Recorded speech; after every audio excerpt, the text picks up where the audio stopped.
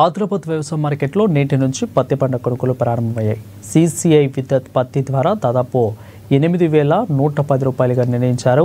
తొలి రోజు కావడంతో రైతులు పెద్ద ఎత్తున మార్కెట్కు తమ పంటను తెచ్చారు. అయితే 12% కంటే తేమ ఎక్కువగా ఉన్న పత్తిని CCI అధికారులు కొనుగోలు చేయడంతో కాసేపు కొనుగోలు నిలిచిపోయాయి. దీంతో రైతు సంఘాలు ఆందోళన నిర్వహించాయి. ఈసారి జిల్లాలో అధిక వర్షపాతం నమోదైందని కాబట్టి పత్తిలో తేమ శాతం పెరిగిందని అన్నారు.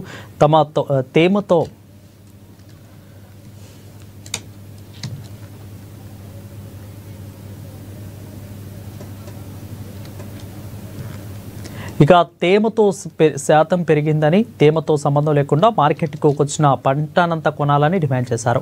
అంతేకాకుండా కపాసు కిసాన్ యాప్లో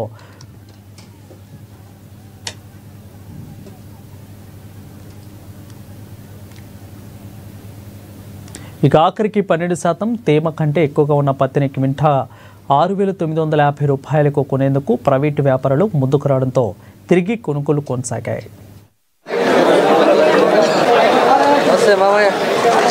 వాస్తవంగా 27 నాడు పత్తి కొనుగోలు ఆదిలాబాద్ మార్కెట్లు అని చెప్పి 24 నాడే కలెక్టర్ వచ్చి కొనుగోలు చేయడాన్ని, అదేవిధంగా దీన్ని మేము తీవ్రంగా ఖండిస్తున్నాం. ఎందుకంటే వాస్తవంగా ఈరోజు కొనుగోలు అంటే రైతులు ఎంతో సంతోషంగా ఉంటారు. కానీ ఇవాళ నిరాశ కలిగింది. ప్రారంభం రోజే అధికారులు లేరు, ఎమ్మెల్యే లేరు, ఎంపీ లేరు. కాబట్టి ఇది ఫస్ట్ స్టెప్. 12 కంటే ఎక్కువ తేమ ఉంటే కొనుగోలు చేయమని చెప్పి పక్కకు పెట్టేశారు. రైతులను మోసం చేయడం, అన్యాయం చేయడం కదా. మొన్ననే మీటింగ్లోనే చెప్పాం, కలెక్టర్ గారు పెట్టిన మీటింగ్లో చెప్పాం. ఇప్పుడు 20, 25, 30% కంటే తక్కువ తేమ అనేటువంటిది ఉండదు. ఎందుకంటే మొన్నటిదాకా వానలు పడ్డాయి, ఇప్పుడు వానలు పడుతున్నాయి, రేపు ఇంకా 10 రోజులు కూడా వానలు పడతాయి. ఇలాంటి పరిస్థితి అనేటువంటిది ఒకటి. రెండోది శాస్త్రీయం కాదు. తేమ 8 నిర్ణయించడం 12 దాకా అనేది అశాస్త్రీయమైనటువంటి. ఆదిలాబాద్ జిల్లాలో వాస్తవంగా 15-16% నిర్ణయించాల, కానీ 8% నిర్ణయించడం తప్పు. ఇప్పటికన్నా సెంట్రల్ గవర్నమెంట్ దాన్ని 15-16కి పెంచాలని చెప్పి మేము డిమాండ్ చేస్తున్నాం.